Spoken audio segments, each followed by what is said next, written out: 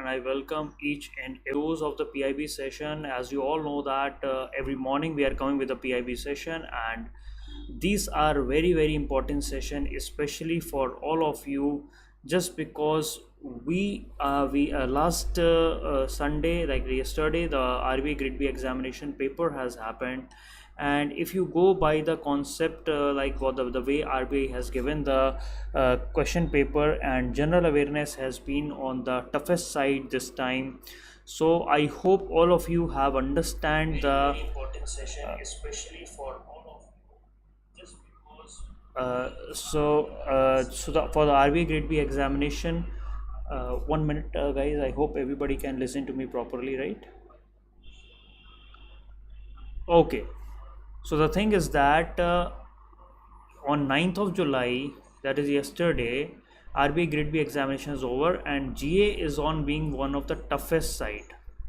Okay, GA is being on the toughest side, and the main thing is that like people are doing the individual preparation. Individual preparation means that first of all I will prepare for phase 1. Once I get selected, I will do for phase 2. But the concept is not like this. You have to keep on doing integrated preparation. आपको integrated preparation करते रहना है phase 1 और phase 2 का all together. You cannot simply sit down and say that let me finish the phase 1 and after that I will be finishing the phase 2. Okay, no, because lot of the things which are there in the topics of the phase 2 are being discussed in the phase 1 examination. That is, the phase 1 examination has asked a question from phase 2 syllabus also.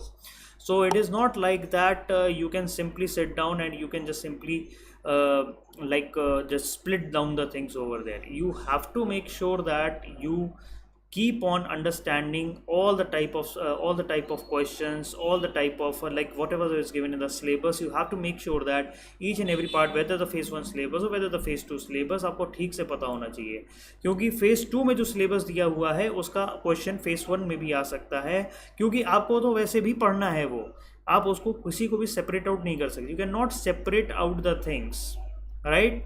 So that is why people find the GA paper toughest side, and they have asked the minute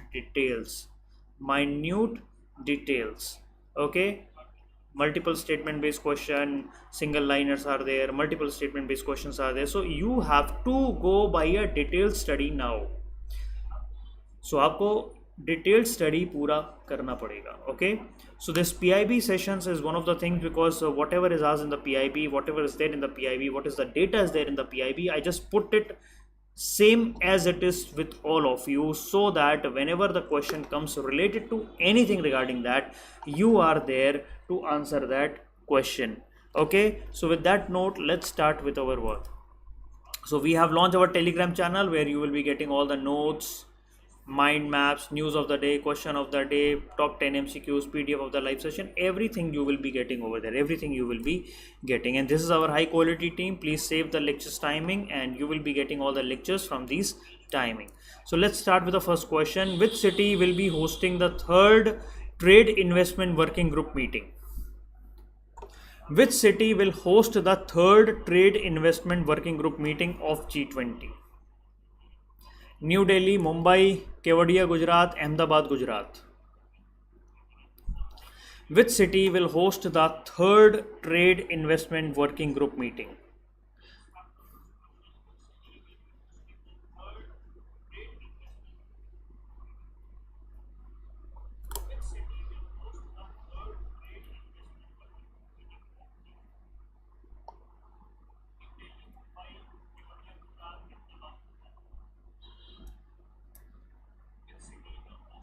Keep answering.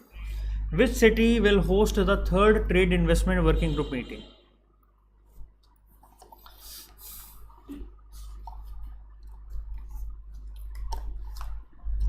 Which city will host the third trade investment working group meeting?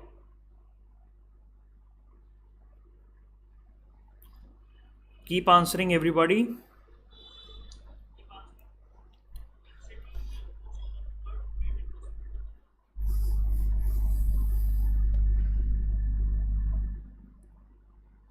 Okay, so the answer of this question is Kevadia in Gujarat is going to host the third Trade Investment Working Group meeting. Okay, now the second question. What are the priorities issues discussed during the previous Trade Investment Working Group meeting of the G20? G20 की जो previous Trade Investment Working Group meeting थी, what were the previous priority issues that has been discussed over there?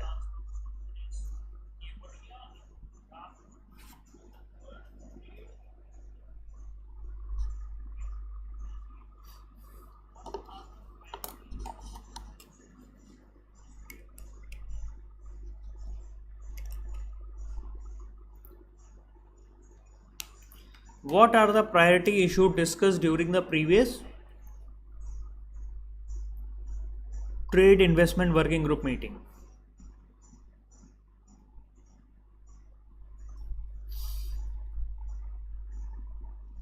What are the priority issues discussed during the previous Trade Investment Working Group meeting? Economic reforms and fiscal policy, climate change and renewable energy, enhancing global security and counter-terrorism efforts, trade for growth and prosperity, resilient trade and GVC, integrating MSME in the world trade, logistic for trade and WTO reforms. Monica Meena Singh, D. Let's see. Yes, the answer is D. Very good. Very good.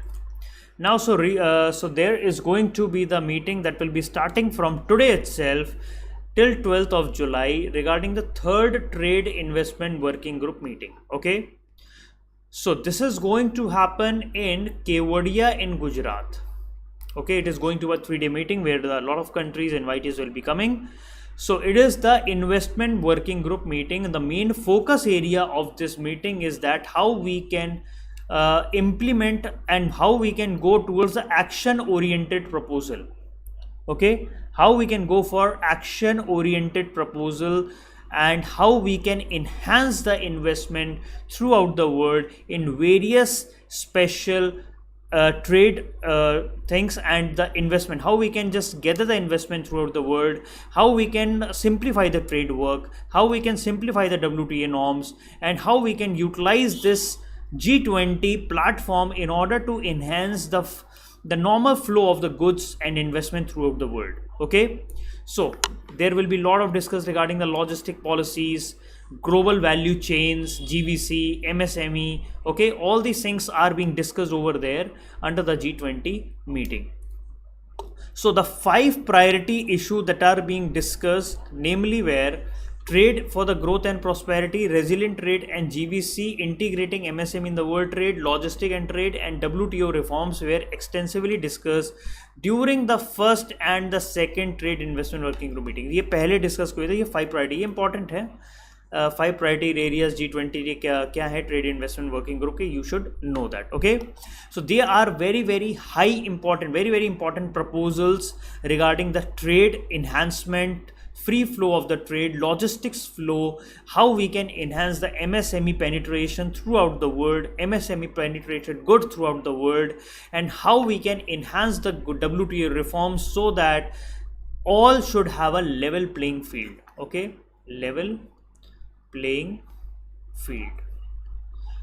Ab normally people ask, sir, what is the meaning of these working groups? ये working groups क्या होते हैं, ये tracks क्या होते हैं, मतलब ये इसमें मतलब बहुत मतलब there is a lot of confusion regarding what is the meaning of these working groups, investment group, trade groups, and all these things are there. So let me explain you everything one by one. Okay, so there are like lot of group. Like first is engagement group, एक होता है engagement group, दूसरा होता है आपका this working groups on. Third is your finance track. अब engagement group होता है. In the engagement group normally various type of non governmental organisations do participation. Okay, here they advise the government, governments. Okay, so ye engagement group, lot of engagement groups are there. Okay, so it is like a non-governmental meeting in the G20. अब what is this working groups? Working groups, under that we have experts and officials. ये officials होते हैं government के, ठीक है, relevant ministries के. Okay, so ये engagement group के लोग इन वर्किंग ग्रुप्स को एडवाइस करते हैं. Okay, then we have a finance track. Finance track was related to your finance minister and central bank governors. Okay, in the starting when the G20 came only in 1999, it was only a finance track meeting. मतलब इसमें finance और finance minister and central bank governor ही participate करते थे. Then after in 2008 and 9 it has been put to a level of head of the state meeting तक इसको elevate कर दिया, क्योंकि 2008 और 9 में we have a financial crisis that has happened, so it has been elevated for more and more integrated preparation with the whole world, because G20 accounts for 85% of the GDP of the world. So that means any decision taken over there will be a cascading effect throughout the world. Okay, so this is the meaning of what is the meaning of engagement group, working group, finance track. तो जो working group है वो है ministries and officials of the ministries का मीटिंग. Okay, I hope everybody got it. Now which government department is responsible for ODOP scheme, one district one product scheme? Which government department is responsible for ODOP scheme?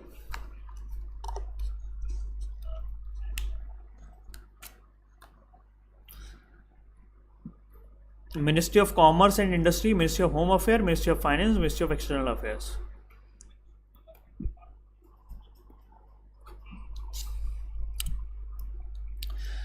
Dinesh, for the cutoff, you can just go and see. Yesterday Reeti ma'am has taken 2 lectures for like 2 sessions of the RBI Grade B examination.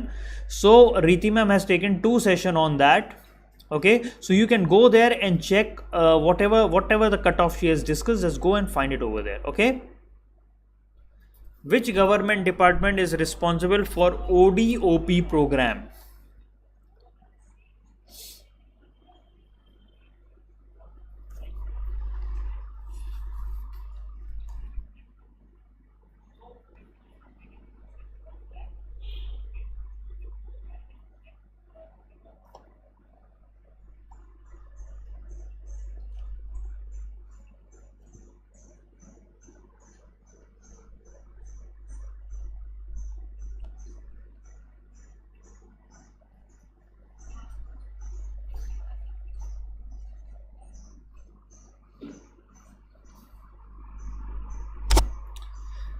Which government department is responsible for the ODOP programs? Ministry of Commerce, Industries, Ministry of Home Affairs, Ministry of Finance, Ministry of External Affairs. So the answer of this question is Ministry of Commerce and Industry.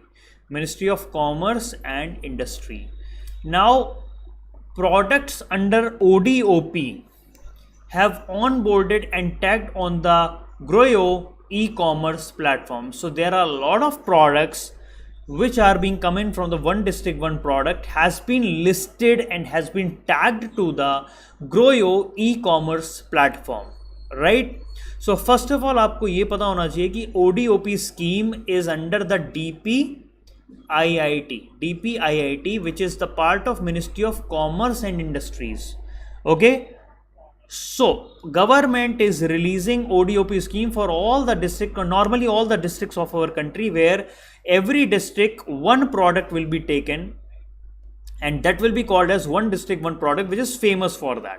Okay, anything it can be textile, it can be fooding items, it can be a art and culture item, it can be a anything, it can be utensils or anything. Okay, so one district and one product will be promoted, and one district one product open export hub we are creating. Okay, district as export hub. We are also merging ODOP with district as export hub.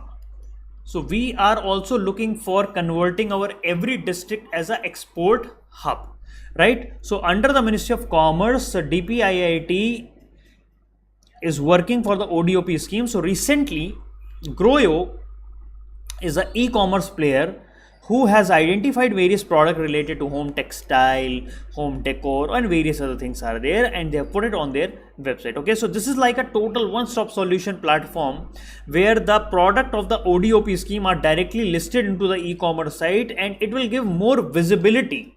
It will give more visibility to the people of the country, more enhancement of the product, selling of the product, quality of the product, and it will increase the reach of the people who are making these products. Okay, so like if we go by like ceramics from the Bulandshahr, coconut products from the Kozhikode Kerala, Kani shawl from the Budgam JNK, Bell and Metal Craft of the Bastar Chhattisgarh, they are all being onboarded on this platform. Jewelries are there and various other things are there. So recently ODOP has joined with 35 plus brands, around 100 districts. The main thing is that we wanted to collaborate and we wanted to bring more aggregator towards this. Okay, we want more and more like Amazon, Flipkart, and various other e-commerce websites are there. We wanted to take the help of these and we wanted to put our products over there because the purpose is that it will boost the local economy. It will boost the local economy, it will boost the employment generation, it will boost the confidence building measure, it will make the brand, it will promote the brand, at the same time it will lead to the socio-economic development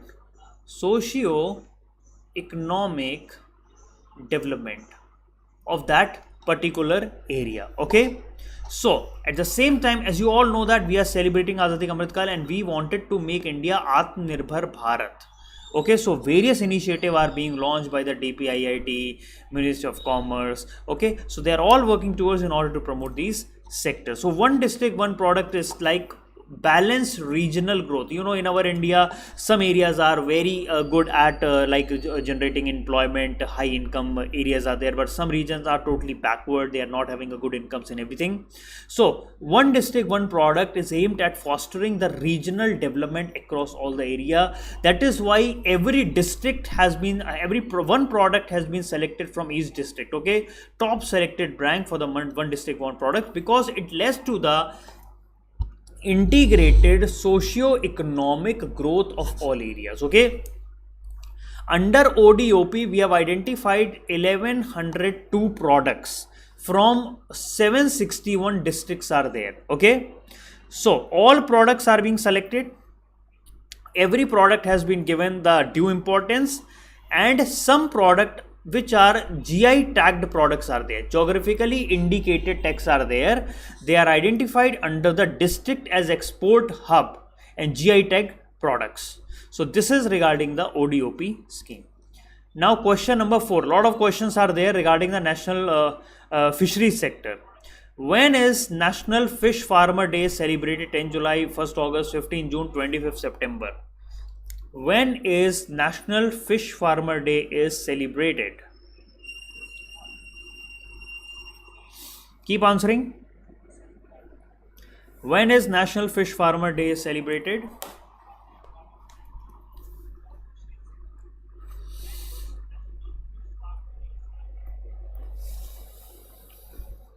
$30 seconds. Monica, Dinesh Kumar, you all are here. Just please make sure that you keep answering the question.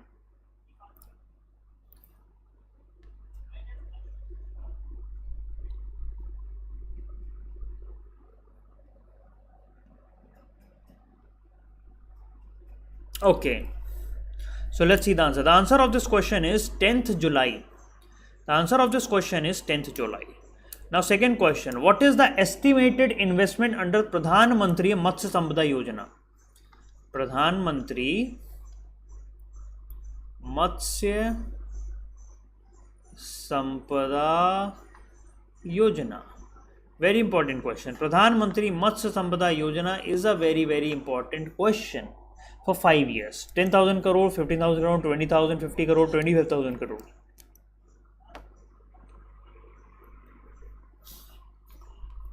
What is the estimated investment in the Pradhan Mantri Matsya Sampada Yojana? So the answer of this question is 20,050 crore. Option number C is correct. 20,050 crore. Now the Pradhan Mantri Matsya Sampada Yojana aims to enhance fish production to dash by 2024-25. The Pradhan Mantri Matsya Sampada Yojana aim to enhance fish production to dash by 24-25.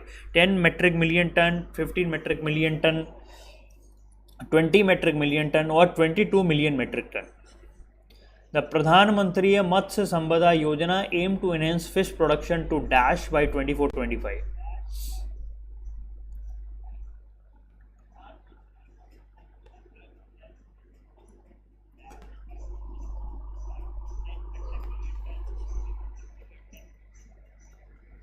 Okay, so the answer of this question is 22 metric million ton. 22 metric million ton.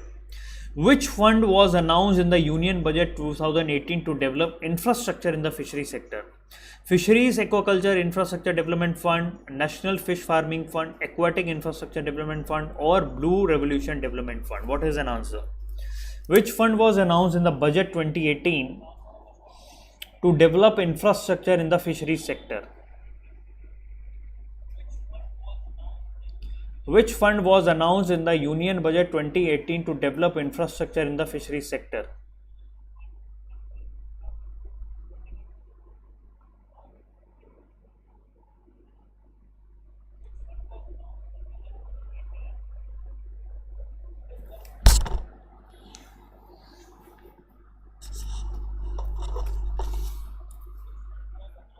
So the answer of this question is Fisheries and Aquaculture Infrastructure Fund, that is also called as FIDF. FIDF is a very common, very important answer. Now the projects under the FIDF, Fishery Infrastructure Development Fund, are eligible for loans up to dash of the estimated or actual project cost. Projects under FIDF are eligible for loan up to dash of the estimated or actual project cost, 40%, 60%, 80% or 100%. Projects under the FIDF are eligible for loan up to dash of the estimated or actual project cost.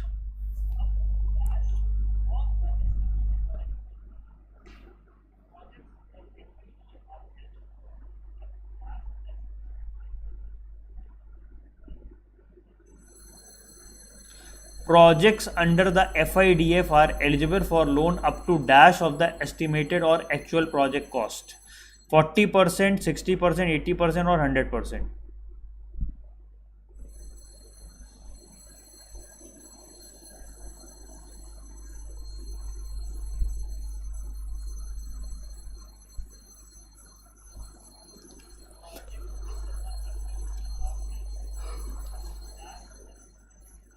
So the answer of this question is 80%, up to 80%, loan for up to 80% you will be getting under the FIDF scheme. So National Fish Farmer Day was celebrated on 10th of July every year. So we all know that fish is a very, very important fooding sources regarding the protein and energy sources. So fishing provides proteins. Fish diets provide a very good type of a protein.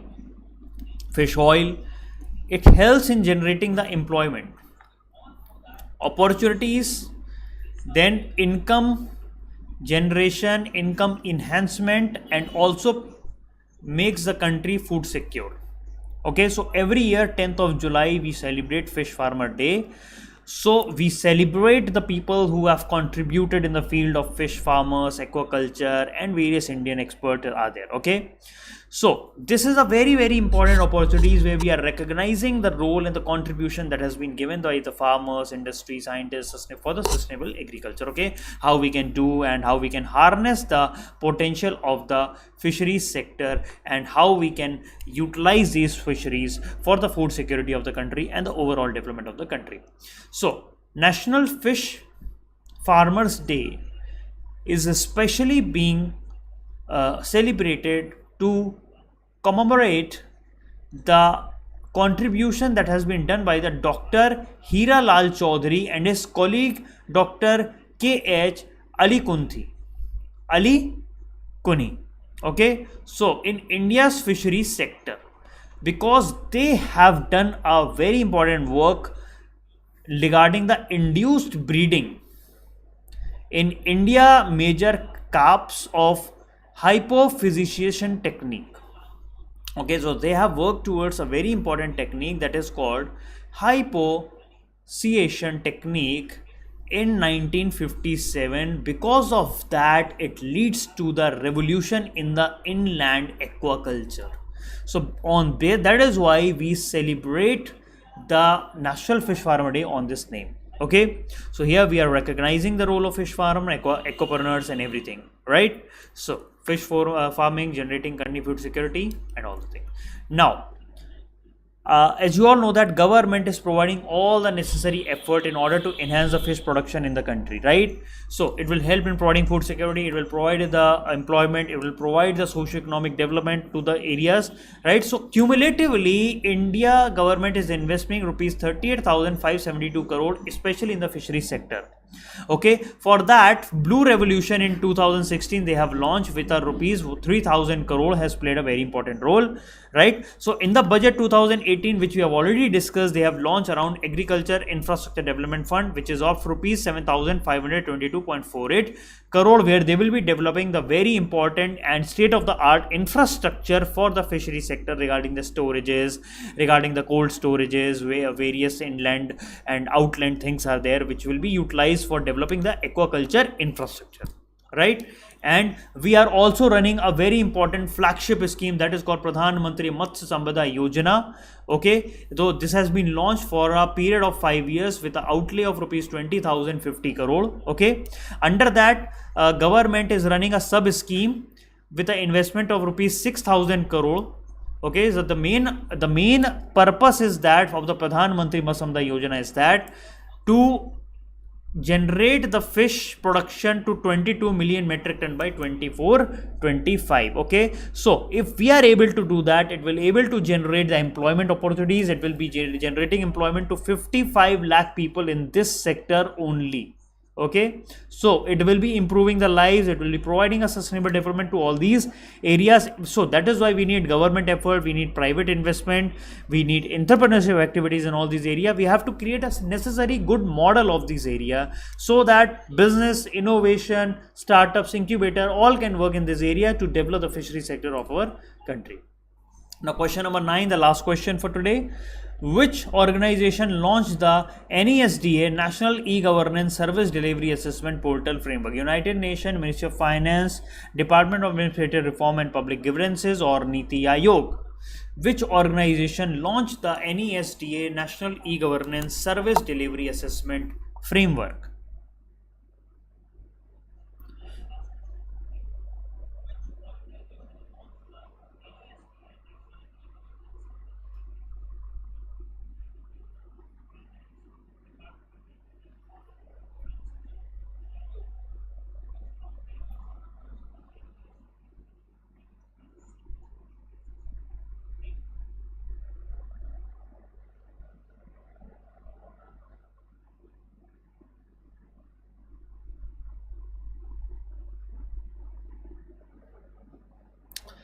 Which organization launched the NESDA National E-Governance Service Delivery Assessment Portal Framework? UN. Monica is saying D, that is Niti Aayog. Okay.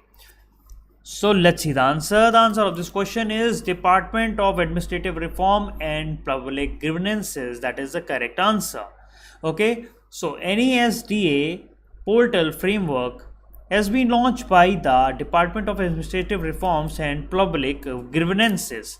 right? So recently, Secretary of the Department of Administrative Reform and Public Grievances have launched National E-Governance Service Delivery Assessment NESDA portal.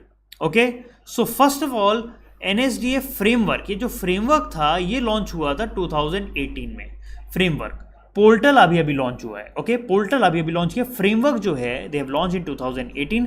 Focus is on the effectiveness of the e governance services that government is providing, कि जो हमारा service delivery mechanism है, जो e governance service delivery mechanism है, whether they are working properly. So they have release earlier 2 reports have release 2019, 2021 में रिलीज हुआ था. ठीक है, तो here they are focusing on the service delivery index. Okay, they are focusing on online service delivery index of a UN e-government service. So they are focusing on 6 sectors: finance, labor employment, education, local government, utility, social welfare, okay, and environment. तो इनमें जो आपका e governance platform है regarding the finance, जैसे आपको कोई information चाहिए labour employment से, आपको फाइनेंस ट्रैक में कोई इन्फॉर्मेशन चाहिए, एजुकेशन रिलेटेड कोई इन्फॉर्मेशन चाहिए, so they have created portal. Under that portal they have created a index that is called online service index regarding these 6 sectors. So they are going to focus like how the service delivery, how the e-governance service delivery is working from these things. Okay, so the key finding is that NSDA study has that there is a lot of improvement in the field of e-governance landscape because e-service delivery has increased and people are utilizing more and more centralized portal in order to get the information, and there is a good amount of improvement that is there around the various parameters under this. Okay, now they release the biennial assessment, okay, every 2 years. जैसे 2019 में हुआ था, फिर 2021 में हुआ, और 2023 में होगा, I think हो चुका है. Okay, we'll be coming out with the reports that has been done. Okay, so it checks the effectiveness of the e-governance service, मतलब कितनी effective है e-governance service किसी भी state की, किसी भी union territory की. Okay, and normally it is just focusing on the central ministries. Okay, so this ranking helps the government to find out like which areas are not working properly, where more and more services are required, where more enhanced service delivery is required, where citizens are facing problems. So यहाँ पे citizen centric services को main focus दिया गया. Okay, how we can utilize the best practice in order to provide citizen with the various type of services. Okay, so guys, this is all for today. Okay, and we have recently launched our personalized mentorship program for RBI Grade B 2024 examination for the next year. So we are providing you with all these 7 important 8 things, that is dedicated mentor, complete study material, doubt clearings, one-on-one solutions, customized study plan, RBI courses, access to each and every RBI courses, performance tracking and regular feedback, mentorship test and interview preparation. These all things, that means it is like a integrated preparation you will get. You don't need anything else. You don't need anything else. You just have to join this and it's all done. So the first batch we have only released 100 seats, and this is very limited seats, and we cannot offer you more than that. So that is why if you are really serious about this RBI Grade B 2024 preparation, please be the part of this personalized mentorship batch and you will be able to crack this examination in your first attempt. Okay, so we will be helping you in all the way possible in order to crack this examination. Your dedication and our effort is required for this whole work. Okay, so please do join that. Okay, so thank you so much. Bye bye, take care and have a good day.